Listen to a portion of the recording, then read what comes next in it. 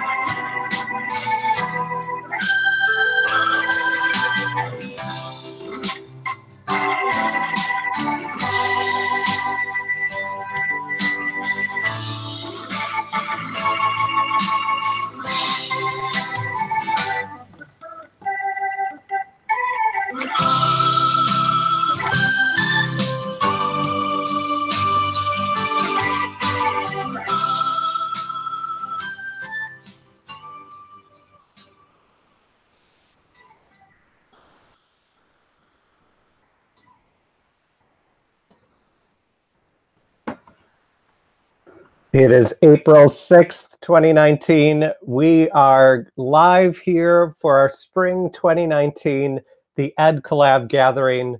Thanks to all of you for joining us for our 10th gathering. I can't even believe that that's the number that we're at right now.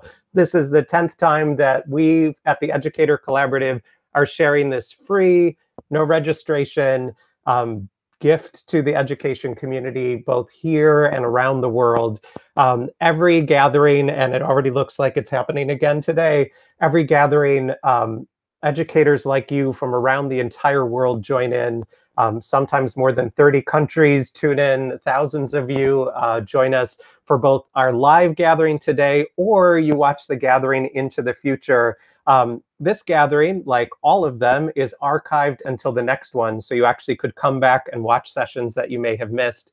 I know when I attend conferences live, one thing that I often wish, and many people joke about, is that we wish that we could just duplicate ourselves, be in multiple sessions all at the same time. With the gathering, you can do just that.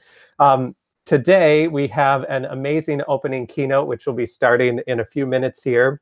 Charles R. Smith Jr., who I'll introduce a bit more in just a bit. But Charles will be kicking off our day with an inspiring keynote. Then, if you join us throughout the entire day, our closing session is from a great friend of the Ed Collab gathering. They are teachers and students at West Orange, New Jersey. They, including Diana DaCosta there, have been members of the tech team here. They have presented with us, and in the spring, or excuse me, in the fall of this last year, a few of them presented with their students some incredible inquiry-based social justice work that they were doing together. And so today we invited them to come back and be our closing session. So we hope that you'll join us at 3 o'clock for that closing session after this really, really busy day, so that you can learn from some teachers and students and ways that they are working to change the world. If this is the first time that you're joining us at the gathering, a few things to know. One is that we invite you to use Twitter throughout the entire day. You can also use other social media, Instagram, for example, Facebook. But on Twitter in particular, this is the way that you'll be able to communicate with everyone else from all over the world who's watching live right now.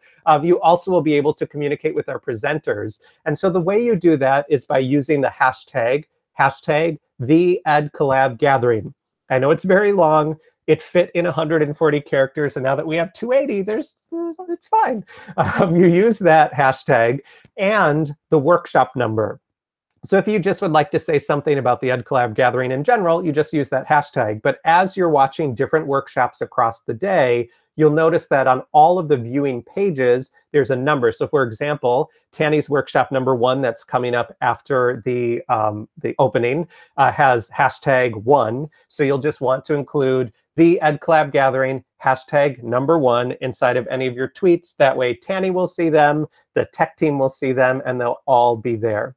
Something else that's just a little bit different with the way that things may be working for you today, and in fact, you may have already seen this yourself, is that through new browser technology, our browsers like Chrome or Firefox or Safari or perhaps others that you're using, browsers don't want things to just randomly pop up for you. So you might notice that in the past, when you went onto any workshop page, the video automatically played. So you just had to go to the page. Now, for some of you, depending on your browser and your browser settings, you may have to press play yourself, or you may have to press mute. That doesn't mean that the sessions aren't working. It just means that your browser is protecting you from watching our live streaming session. I don't know. But so just know, any workshop page you go to, you may have to press play. For some of them, the play may not start until the actual session starts. So just know that you may have to do that. Once you press play, it will either buffer you right to wherever the live stream is happening. That's on most browsers. Or it might actually start you from the very beginning, even if you missed it. The best thing to do is just take the little slider and slide it as far to the right as you can, and then you'll be right with the live stream. But if you're watching in the future, you don't have to worry about any of that. So that's a way that you can join us throughout the day. All of the sessions you'll be able to find on the main page. So if you're watching us through a YouTube link, or you may be watching us through our social media channel at the Ed Collab, There we will be streaming the videos throughout the day. But if you're on our event page, gathering.theeducatorcollaborative.com, you just go over to any of these sessions. When you hover over it, there you'll see the drop-down menu, like right here. So if I hover over session 1, and you'll be able to choose all of your workshops for the day. You can do the same thing by clicking on Agenda at a Glance, and that will bring up the full agenda, and that's the other place you can select them. Worst case, if there's an issue with the website or you just can't get onto it, just follow us at the Ed Collab on Twitter, and throughout the day, we'll be sharing direct links to the videos as well. So that's another way that you can keep in touch. The Ed Collab gathering is totally free and no registration. And so it's been a tradition since the start, now this being our 10th one, that we always ask our keynote speaker to adopt a charity for us for the day. And Charles, we hope we'll touch on this a little bit later again. But today's charity is the Grace Smith House for Domestic Violence Survivors.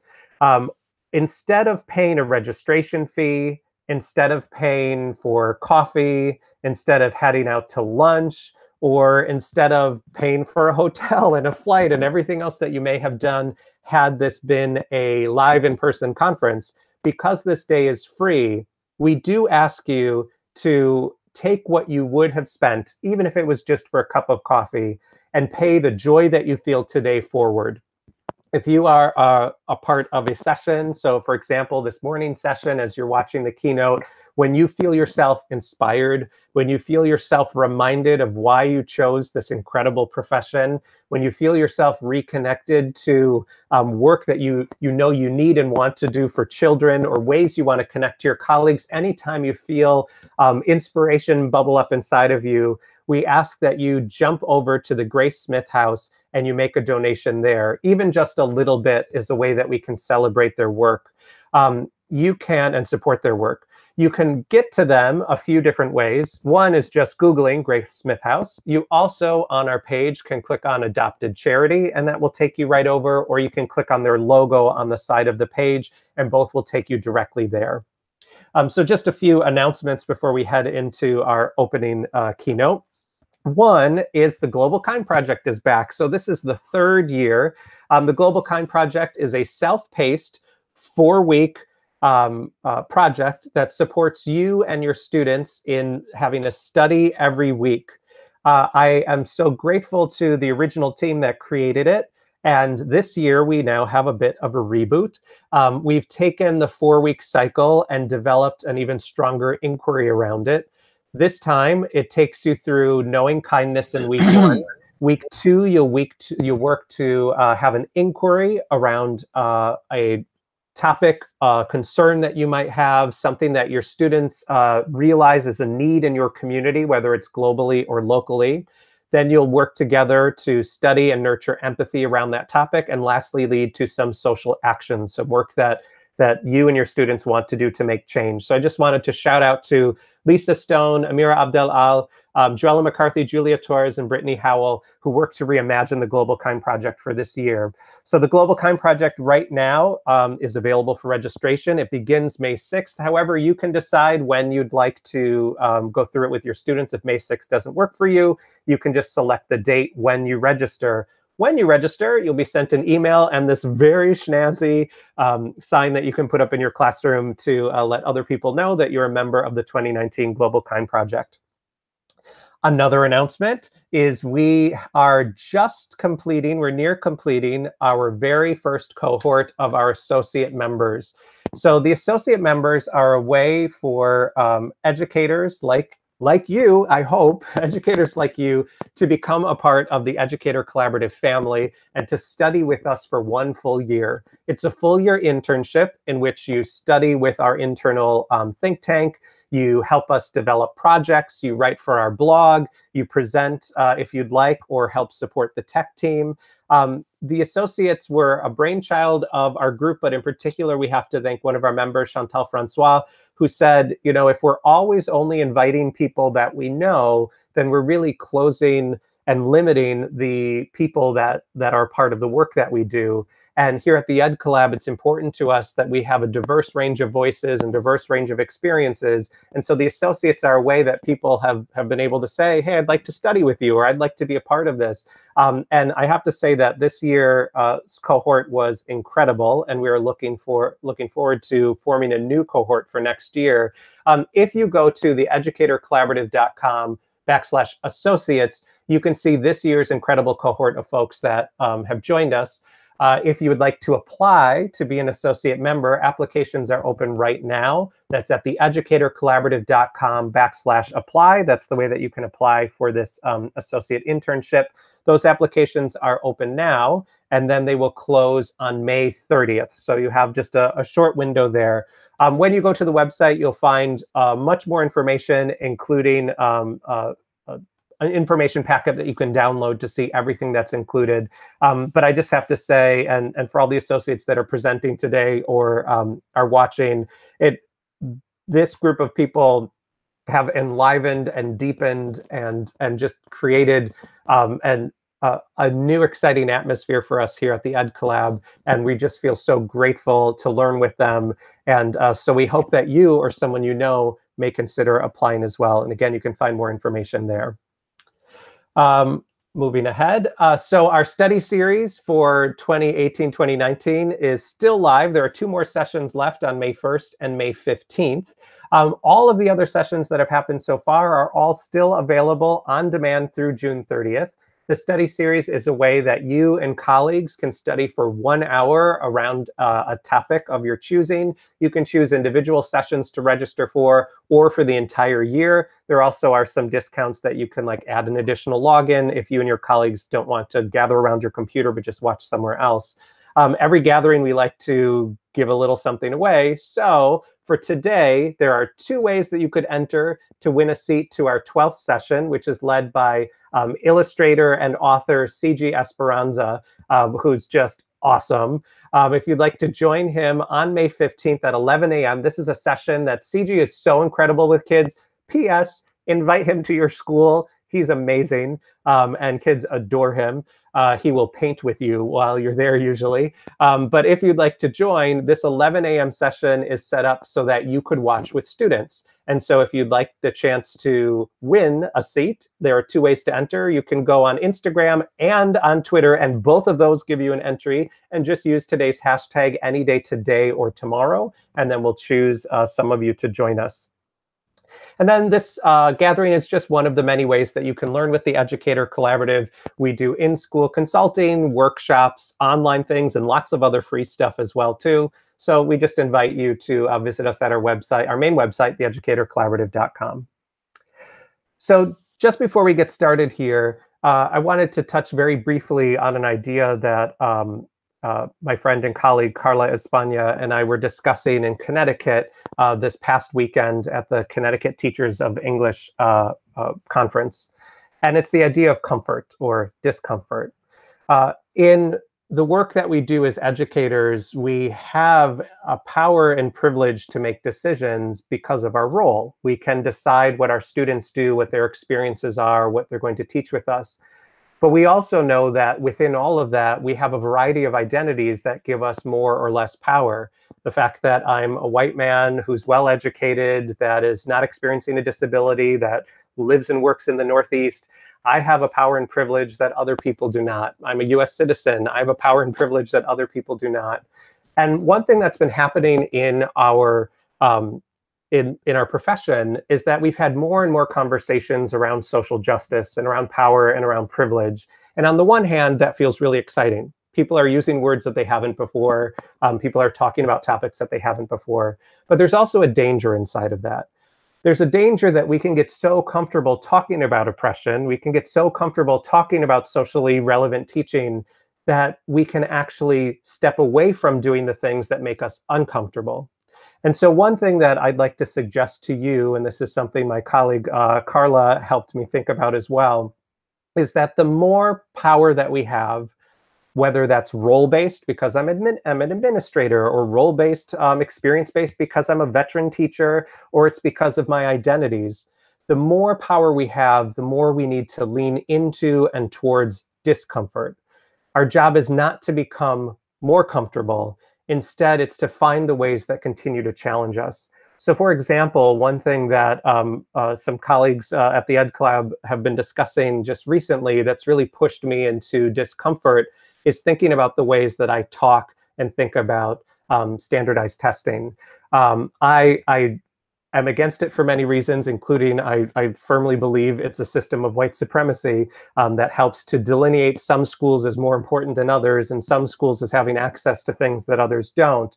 But I noticed that I still talk about test preparation. I still talk about test scores in a lot of the work that I do. Like I often, to make an argument for choice reading, for example, I will say, and so schools, it's important that you let kids read a lot because those have high correlations to test scores. And I realized that even though I have strong reservations about our current form of NCLB, post-NCLB testing, even though we opt our own children out of it here in New York State, we have them refuse the test. Even though we continue to work to dismantle testing, I still talk about it as if it's a valid thing that we should worry about. And that's putting me in a place of discomfort that I need to work towards. If I'm going to help make change, I can't just be comfortable.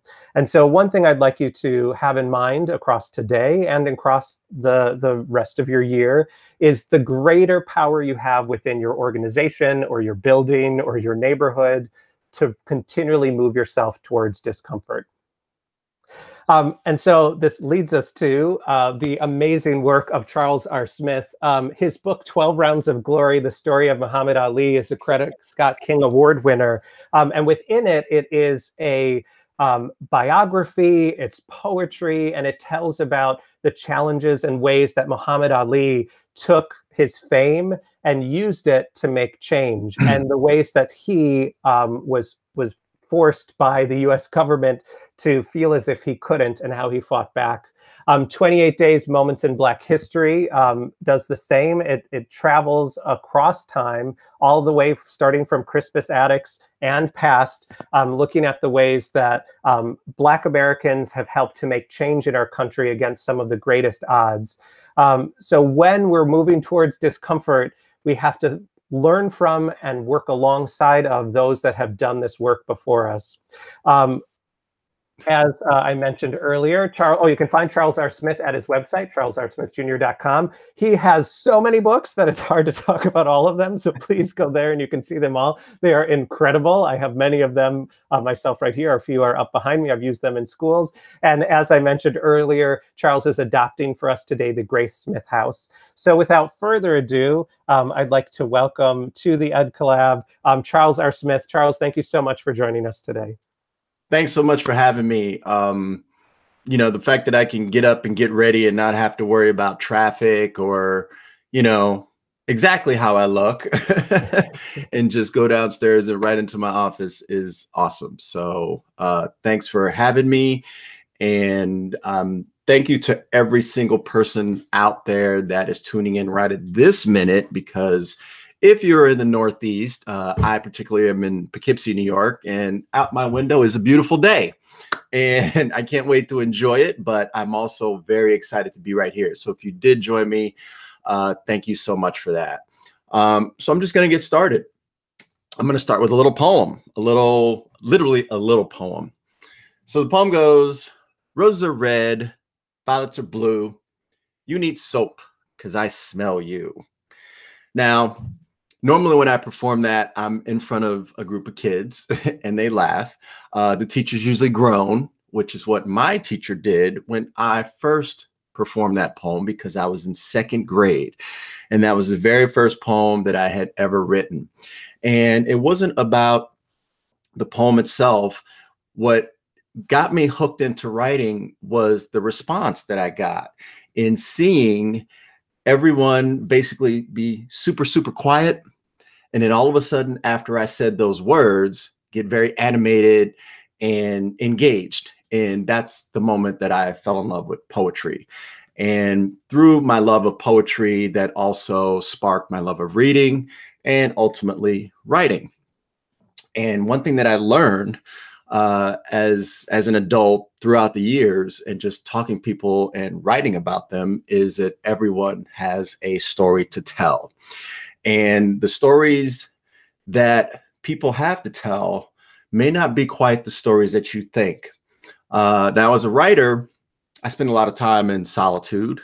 I am in my office, and I actually do not write here very much. I need to get out. I need to see other humans. I need to know that it's not just me in the world. And to do that, I often go to bookstores, coffee shops. And there's one coffee shop that I would frequent, and it was in a great location. I knew the owner. I talked to her adult kids who ran the place. And there was one of their baristas, one of the people, that worked there. She and I developed a conversation over time. She was about the same age as my daughter at the time, about 17, 18 years old. And, I did what most writers do. As I'm sitting there preparing to work, I just started running scenarios through my head, like filling in details about, this girl that I was talking to, because like I said, she's about the same age as my daughter. And I'm thinking, okay, it could be this. I'm thinking, oh, she's, saving up to go to college, or, I wonder what her family situation is like. And maybe her parents are happy that she's working and trying to get into college. Well, basically, long story short, I ended up having a conversation with her, and that was not her life at all. It was very different. She had a young child raised with her abusive husband. He was not only abusive towards her, but the child as well. And many of the details that she would tell me on a regular basis just chilled me. And I remember I was working on a book. I don't remember exactly which book, but I was working on a book at the time. And I would kind of just interrupt the book and just kind of write some poems dedicated for her and, others in that situation. So, domestic abuse and domestic violence, that's something that, I have some experience with, and that's why I chose the Graysmith House. So, the people that you see on a regular basis, you may think they live one life, but the reality could be something different. And so to keep that in mind, as you observe people and interact with them. Now, I bring that story up not just because of the connection to the Graysmith House, but because, I really want to focus on identity and storytelling in today's day and age. So when I was young, my parents really stressed the importance of reading. And I have a great little slide that will show of some of the books. There we go. So these are some of the books that are on my bookshelf a few years ago. And even though most of them are novels and poetry books and things like that, one of the things that, I couldn't be happier for was the fact that my parents really encouraged us to read, but more importantly, they did not care what we read as long as we were reading. So this included magazines, comic books, newspapers, you name it, we read it. And I was a big fan of comic books, and my parents did not dissuade that at all. They just saw it as reading books and as just reading. And that was really great. That really, now that I'm an adult and now that I've spoken in schools throughout the years, the last 20 years, I see the importance of that. I love reading so much that, yes, sometimes I would even read the dictionary. Now, I wouldn't just pick up the dictionary and start reading it, but we did have a really big dictionary in our house. And if I asked my mom, how do you spell a certain word? She would say, go look it up in the dictionary. And as you're looking up a word in the dictionary, of course, you're not always going to find what you're looking for instantly. You got to go through all these other words. And that helped me develop a very expansive vocabulary. And basically, by the time I was done with, elementary school, I was reading at a very high level. And so that made it easy for me to write.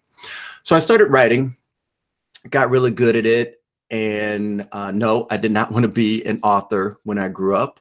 It was actually quite different. And as I got older, I continued reading, and I came up with some of my favorite books. So I did a picture of that, which will show. There they are. I actually did a video on this recently on my 5 favorite books. Now, one of the questions that kids often ask me when I speak in schools are, what's my favorite book? And the one that I tell them is the very last one at the bottom, which may or may not be kind of hard to see. I don't know because of my screen, but basically the very last one is Invisible Man. But let's start from the top, A Confederacy of Dunces. So this book I got introduced to when I first moved to New York City.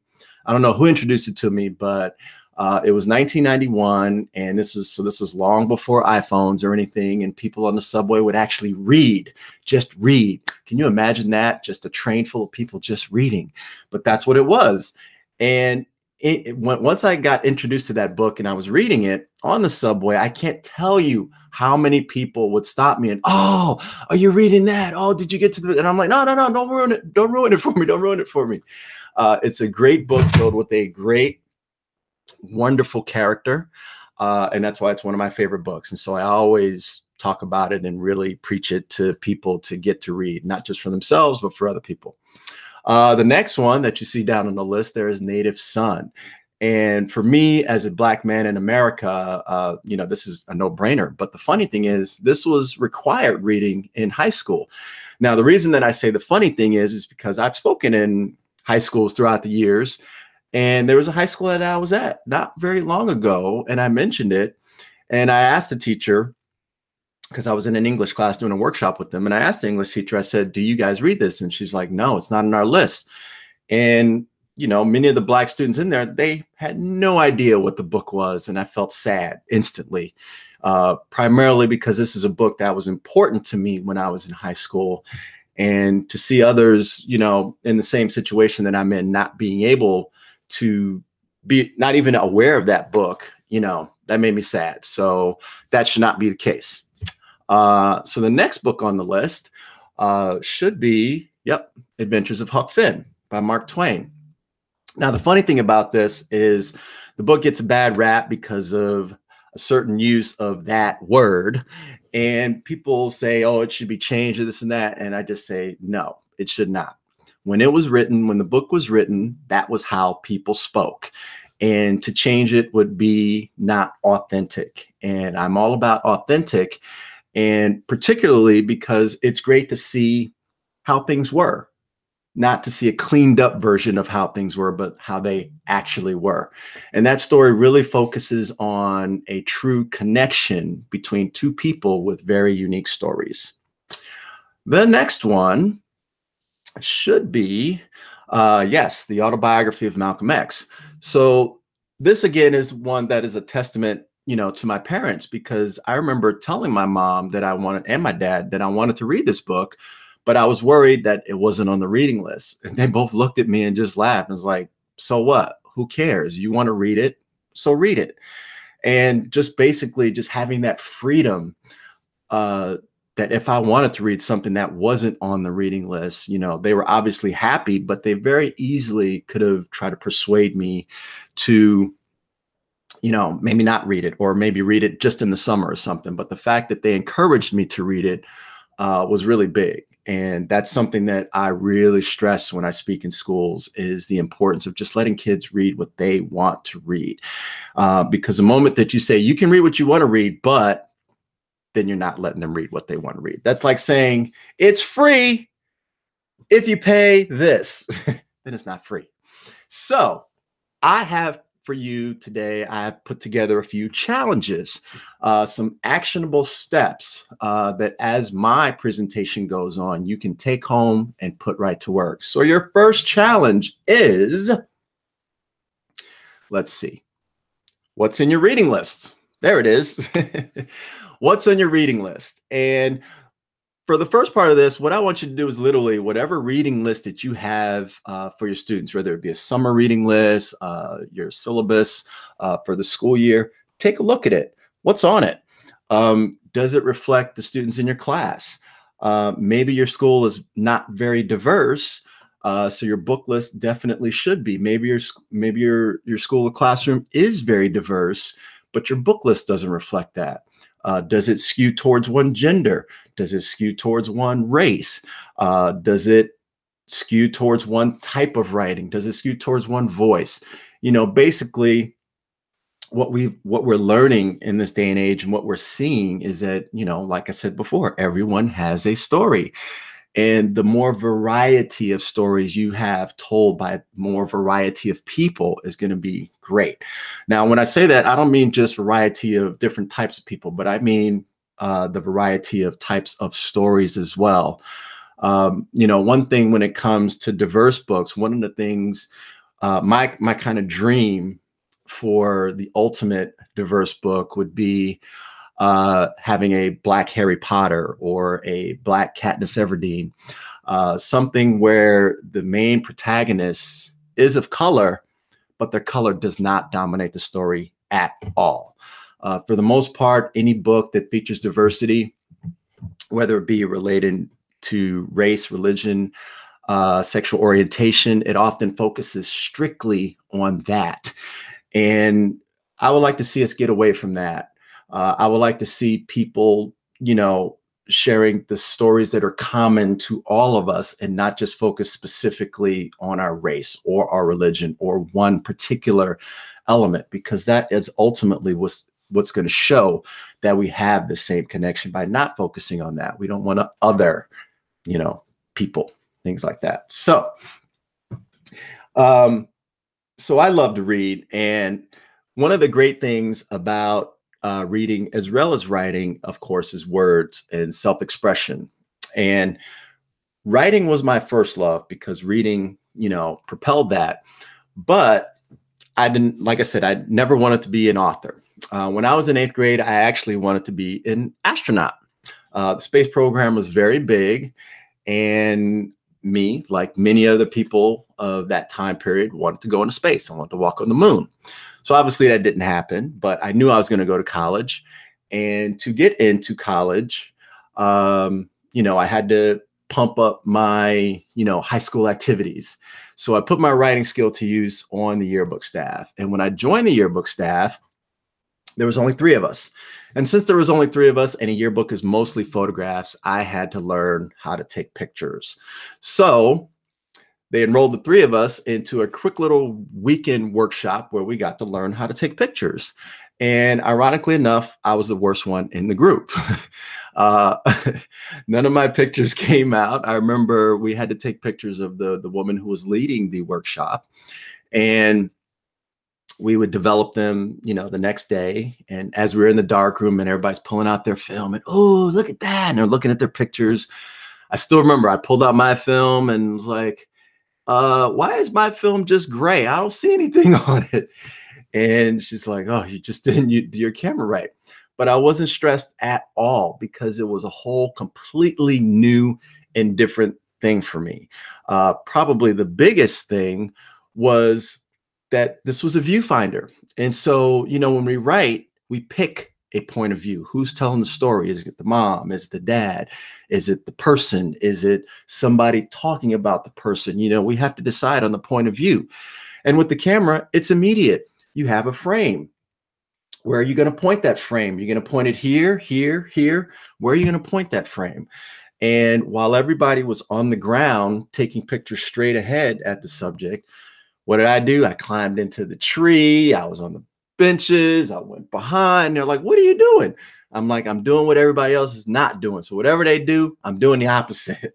And that's kind of the tack that I've taken with my writing and my photography. And I learned that basically photography takes elements of storytelling as well. So visual storytelling is something that I pursued. So I decided to become a professional photographer.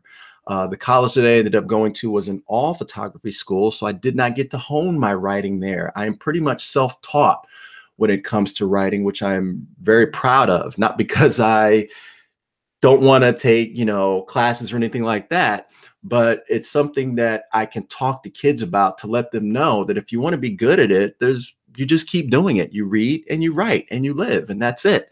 Those 3 things are going to help you become a much better writer. But when it came to the photography, there was a lot that I needed to learn. And even though I got pretty good by the time I graduated, by the time I started college, there was a lot I needed to learn, but I picked it up really fast because I just really loved what I was doing. And so I knew that the first day that I even stepped foot into my school, even before I stepped foot into my college, that when I graduated, I was going to move to New York City. And that's what I did. 2 days after I graduated college, even though I did not know anyone, I moved to New York City seeking fame and fortune. And I started working pretty much right away, not as a photographer, but as an assistant, because I knew that I was going to have to learn the business. This would give me a chance to travel, earn some money, and like I said, learn the business. And eventually I did go off on my own. I started taking pictures for myself for magazines like Slam Magazine, TV Guide. And then I got a big assignment for the WNBA to take pictures in the first All-Star game in Madison Square Garden, which led to an assignment of photographing a number of players for the NBA. And that opened up more doors. And that was a lot of fun. But ultimately, when you're taking pictures for somebody else, you have to basically do what they want you to do. And I had no problem with that. But I also really wanted to do some pictures for myself. And one of the reasons that I had moved to New York City in general from California, because people always say, why did you go from there to here? Usually it's the other way around. Because first of all, the industry was here. But also there was a culture that I really was looking forward to being immersed in when I moved to New York City. And so one of the first things that I did, I went to the I went to the Met, the Metropolitan Museum of Art.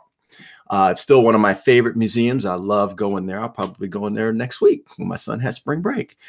And one of the great things about it, one of the first shows that I saw there, there's all these big big rooms and such. And there was one room, and it was occupied by a photographer. And the photographer's name was Roy DeCarava, who I learned was a Black photographer. And he had this room, and the show was called Harlem. I think it was called Harlem: A Retrospective. I may be wrong, but it was basically like 25 years worth of pictures focused on Harlem, New York. And it just blew me away. And as I'm going through each picture, I said to myself, there's such detail, there's such life here. And I says, what could I take pictures of for 25 years and not get bored? And I thought of basketball. At the time, I played a lot of basketball. I was playing it all the time. I don't do it quite so much anymore. My knees can't handle it. But at the time, I played a lot of basketball. And it was just natural and fitting for me to take pictures of it. I had already been taking pictures of pro athletes and things like that. And so I said, you know what? I am going to do my own Harlem. I am going to create a series called Street Basketball in New York, and I'm just going to take pictures of guys playing basketball in all of these great courts around New York City. So I have a few samples here that that we'll cycle through. And so as I took my camera around these different courts around New York City, I had a lot of fun, not just taking pictures, but also playing some basketball with these guys. I would kind of jump in, play some games, sit out, take some pictures, go back in, play some games. It was fun. It was great. And after 2 years of doing this, I got a lot of great images. And one of the places that I decided to show these to was a children's book publisher, not in hopes of doing a book, but in hopes of doing one picture book. I'm sorry, not one picture book, but one book cover. The idea was if I can do a book cover, then hopefully I can do more book covers. But the editor and the art director saw these pictures and they said, you know what? These pictures right here would make an awesome book on their own. And they became my very first book, Rim Shots, which you see up on the screen, which came out in 1999. And it is still going strong. As I was, checking out my Twitter feed this week, since it's Poetry Month, someone posted, that they were using Rim Shots, that it's kid tested and, classroom approved. So I'm still happy to see that, Rim Shots is doing this thing. The funny part is that I had all of these pictures, but then it came time to write about them. And I had no idea what I wanted to write about. So I asked my editor and I says, what kind of approach should I take? Should I make the one cohesive story?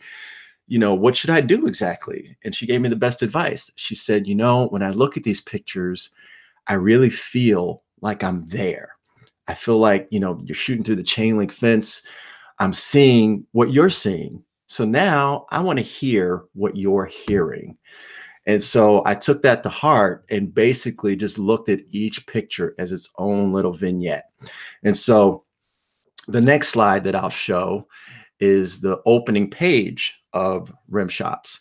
And what happens is it's called I Remember. And when I looked at this picture, the first thing that I look at is the little boy in the picture. He's in the bottom right-hand corner there. And as you look far above his head, you see the basketball rim. Now, the first thing that I thought about when I looked at this is I just basically imagined that I was him. And when you're first learning how to play basketball, the rim seems so far away, you don't feel like you're ever going to make even one shot. So that's what I wrote. I remember being so small, wondering how would I ever get this big orange ball into the rim that seems so high. Once I wrote that phrase, I remember, that opened up the door to all these other memories, good memories, bad memories, memories with my family, memories with my friends, memories by myself. And before I knew it, I just kept repeating that phrase. I remember before I knew it, page was full and the poem was done. Now, the funny thing about this is that when this was done and I turned it in, I actually felt like I was cheating because it was so easy for me to write. And I had a feeling for sure that when I turned it in, my editor would come back and say, well, we really like all of them, except, I remember seems a little basic. That's what I was expecting. But the funny thing is that, when you're an author or a writer in general, but when you're particularly an author, because your books go out into the world, you never know what the response is going to be. And the response to that poem has been just ridiculous. The first school visit that I did, they used that to teach kids, basically how to speak in a poetic voice. Teachers used it. Students loved it. It's gotten such a great response that I did not even think of. And the reason is simply because it's so very personal. And that's one of the big things that I stress to students and even teachers. No matter where I've spoken, whether it's been an elementary school or a prison or a juvenile facility or, a reading participation night, whatever, writing is all about you. And every single one of us has a unique experience. And all of those experiences are worth being told and shared through writing. So when you can do that, when you can tap into your experiences and what makes you unique, then that will make your writing unique. So your next challenge is to get visual. So I mentioned to you that, I got inspired to write my book, Rim Shots, by the actual pictures. So when you're doing your writing prompts, don't just consider sentences, consider pictures. This generation is more visually sophisticated than any other generation. And to be able to tap into that would be a beautiful and awesome thing. So throw a picture up, have the students write about it. Take a string of pictures, throw them up, and have students do a word association. Basically start incorporating more imagery that your students can respond to in their writing, because that student that had a hard time maybe connecting with your sentence prompts may see a visual prompt and just get right to it right away, because everybody's brain is a little different, and tapping into the visual element is going to help you tap into a whole new part of the brain and reach students you may not have been able to reach before. So I talked about my writing, I talked about my photography, and one of the things that, you saw my first book, Rim Shots, and that's a basketball book. So one of the first questions that my editor asked me before we even did Rim Shots, basically like right after she said, she suggested to me how I should write it. The next question she asked me was, this is a very unique book about basketball. So you're going to be known as the basketball guy. Are you going to be cool with that? And I sat back and, I think any artist basically would say they don't want to be identified by one particular thing. They want to show that they are professional and can do a variety of things. But I stopped short and I says, you know what? If somebody has to be the basketball guy, I'll be it. And I'll be the best one so that nobody can mimic me or imitate me. And if they do, they have to live up to a standard that I set, because I set a very high standard for myself. So I took that mantle and I did it. But then I also made a point. I said, you know, people may know me as a basketball guy, but I am going to try out other lanes. And so when I started looking at other things to write about, I started looking at the people who influenced me and inspired me. And one of the things that I talk about, the general overarching thing that I talk about when I speak in schools is developing the mind, the body, and the spirit. So I talked about reading, developing, you know, the mind, the importance of reading, writing, and expressing yourself. But that's to develop the mind. You only get one body. And if you don't take care of that body, then it doesn't matter how smart you are. You really won't get to do anything else. So I really do focus on developing the body equally. So much so that a couple of years ago, in the midst of writing, I took a little break and I trained while I was writing, but you know, I ended up competing on American Ninja Warrior. And it was a really great accomplishment. And when I talk to kids about it, I don't focus on the end result. I focus on the work that I put in to get there. And it was a lot. It was a lot. It was a great deal of work to get there. But I use that success to motivate me when I'm also writing, because it's very easy when you think about, well, I can't do this or I can't do that. Or I didn't do this or I didn't do that. And then I think about the success that I've had in other endeavors, like related to the body. And that success carries over. So one of the things that I love to do is I love to train in boxing and a variety of martial arts ever since I was a kid. And since I love boxing and since I'm an author and I can write about whatever I want, I decided to do a book on my favorite boxer, Muhammad Ali, when I did my book, 12 Rounds to Glory. So 12 Rounds to Glory tells Muhammad Ali's life in 12 rounds or stories, 12 chapters.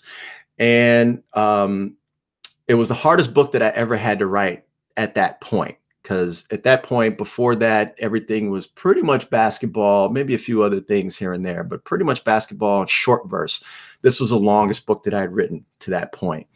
And it made me a better writer for everything right after that. Now, while I was working on Muhammad Ali's book, I came across the very first black heavyweight champion in boxing, a fighter by the name of Jack Johnson. So I did a book on him called Black Jack. Now, the funny thing is, when I learned about Black Jack, it was in the midst while I was working on Muhammad Ali. And I thought Muhammad Ali was a colorful character.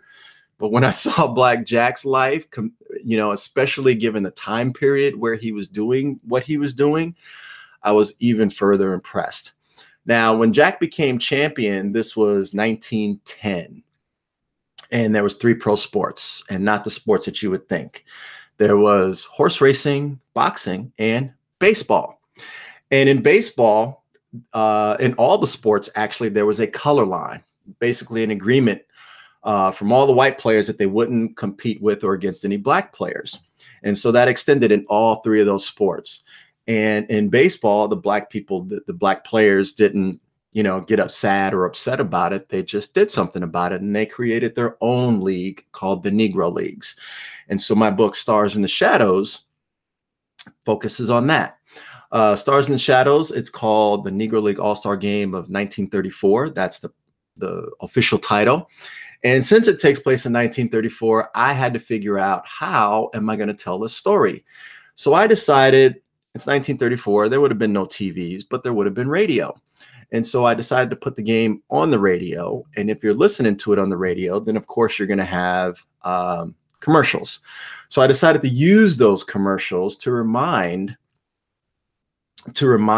the viewer, the reader, that this is 1934. So I used different things to do that. So I created a market to let the reader know how much things cost. I created a nightclub to let the reader know what music was popular at the time. I created a soul food restaurant, since it was in Chicago and a lot of black people had migrated from the South, to show what kind of food they ate.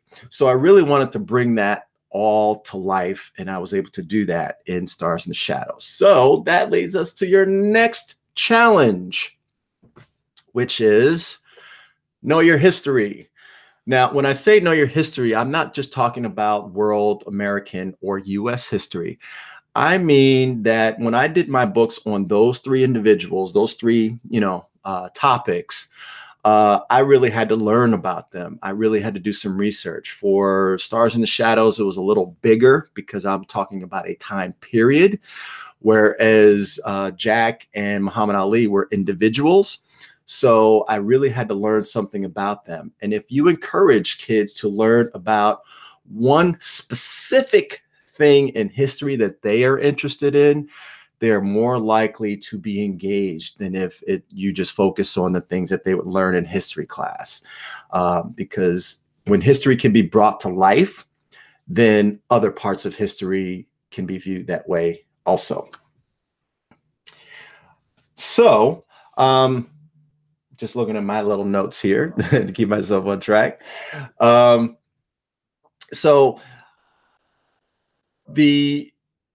I've created all of these different books, and a big part of knowing your history and a big part of writing is also a word that frequently I've been talking about a lot lately, and that's being a citizen. In my book, My People, it focuses on a collection of images of Black people, and it shows a variety of pictures of Black people. Because the importance of, wait, is My People next? I have to think, what's my next slide? There it is, Brick by Brick. Okay. So Brick by Brick is a story that takes place. It tells a story of how the White House was built, which was by slaves. And again, everyone has a story to tell. And this is a story that I did not even know about myself until my editor reached out to me about it. Once I was working on Brick by Brick, that really prepared me for the next book, 28 Days. 28 Days is a nod to Black History Month. 28 Days is a nod to Black History Month because it takes place in February, which has 28 days. And we'll cycle through some of these pictures, not super quick, but we'll take a look at them.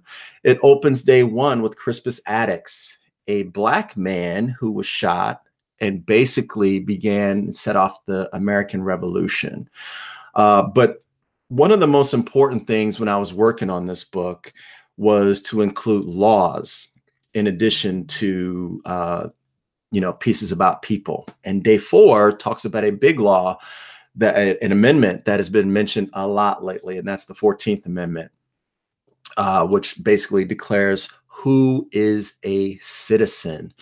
And it was important to include that because we don't often hear that word much. One word that we hear more than any other is consumer, consumer, consumer. We are not just consumers eating, taking stuff. We are citizens. So we have certain rights that allow us to be here. It was also important for me as a Black man who didn't see very many people other than a certain set of like 10 Black people. It was important for me to go beyond that. And since I wanted to be an astronaut when I was a kid, I included day 25, which includes the first Black male and female astronaut, as well as plenty of other people who influence and inspire me besides the people that we always see, the names that we always see, like Harriet Tubman and Martin Luther King. So that leads us to your next challenge. Have your students define citizenship, not just the dictionary definition or what the Fourth Amendment says, but how do they define citizenship? Do they actually know what it is? You'd be surprised how many people do not. So I've talked about citizenship, I've talked about storytelling, but ultimately everything comes down to representation. You want to see yourself in a book. And the big reason why I did this book, My People, is because I wanted to show the variety of Black faces that exist. I wanted to celebrate Black people. And then in addition to that, I didn't also just want to focus on one group of people. I have books that focus on others, like I Am the World, which celebrates what the world has given to our country. And long before that, I had done my book, I Am America, which celebrates what we have given to the world. Now, when I do my writing workshops, one thing that I do is we focus on creating an I am poem.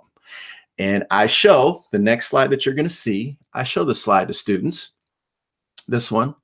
And now I'm going to let you, if we have enough time and if it could work, I'm going to let you, what I say to the students is, you know, we want to express ourselves in a way when we say I am that somebody else next to us can't say it.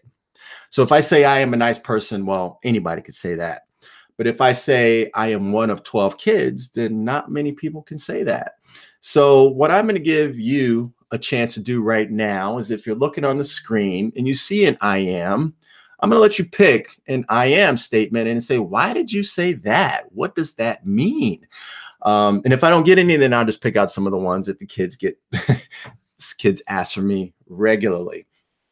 So this is a little more interactive. So if you got a question for me, if you got an I am picked out, you can ask what it means. I don't see it just yet. So what I'm going to do is I am going to start with the one that kids ask the most. And that is, I am attacked by German Shepherds, because they see that. And the first thing they say is, you were really attacked by German Shepherds? And I say, no. I said, that's the point, is it's not literal. The point is that I am not attacked by German Shepherds, but during the civil rights movement, there were plenty of Black people that were, and they earned the right that I now enjoy. So even though I was not attacked by German Shepherds, other people were, and I am enjoying the rights that they fought for. Okay, so we got one. Turntable scratches. Well, I am a child of hip hop. I'm a lot older than people think. They think I'm a kid, a big kid. I am not. I am an adult. And I am a child of hip hop. And so turntable scratches refers to when I got first introduced to hip hop, when it wasn't even hip hop. It was just, didn't even have an official name. It was rap. It was, you know, nobody knew exactly what to call it. And so that's a part of me. That is a big part of me. Another one, I am a Biggie quote. Well, that refers to the notorious B.I.G., who is one of my favorite rappers. And he has numerous quotes that every time I hear them just really make me smile. They're coming in fast and furious. This is awesome. I am a John Coltrane solo. Well, the big thing about John Coltrane, he is a sax player and he likes to improvise a lot. And as a writer, that's basically what you're doing. You're improvising on the page. And so I take a lot of inspiration from seeing somebody do that live and then being able to do that in my writing. So now I'm going to end that, and I'm going to end with a poem. This is a poem. Oops. Let's rewind. There you go. Let me give him the next challenge. Challenge number 5 is, who are you? And I don't mean just you, teacher. I mean, who are you as a person to the world? How do you share and express yourself to the world? Are you a nice person? Are you a funny person? Anybody can be those things. Who are you? That's what I want you to write down, and that's what I want you to share. It shouldn't be something that anybody else can write down. So once you answer that question and get your students to answer that question, then really flesh it out so they can really share who they are. With that, I'm going to end it. I was going to do the poem, but the poem is a little bit long and the time is going. And okay, I've been given the go ahead to do the poem, so I guess we're breaking rules. So here we go. This is a poem that I perform pretty much at middle and high schools, because when the kids hear there's a poet coming, I hear the groans. So I created this for them. I got to stand up because I can't perform sitting down. Growing up where I grew, my young eyes knew that blood red bandanas represented Pyrus, while Crips sported blue. And when the two met, sometimes bullets flew. piercing bystanders with innocent eyes, poking holes of pain inside families' lives. But while some squeezed triggers and others got high, I turned to books to let my mind fly. I turned to books for joy and inspiration, to be something in life and avoid incarceration.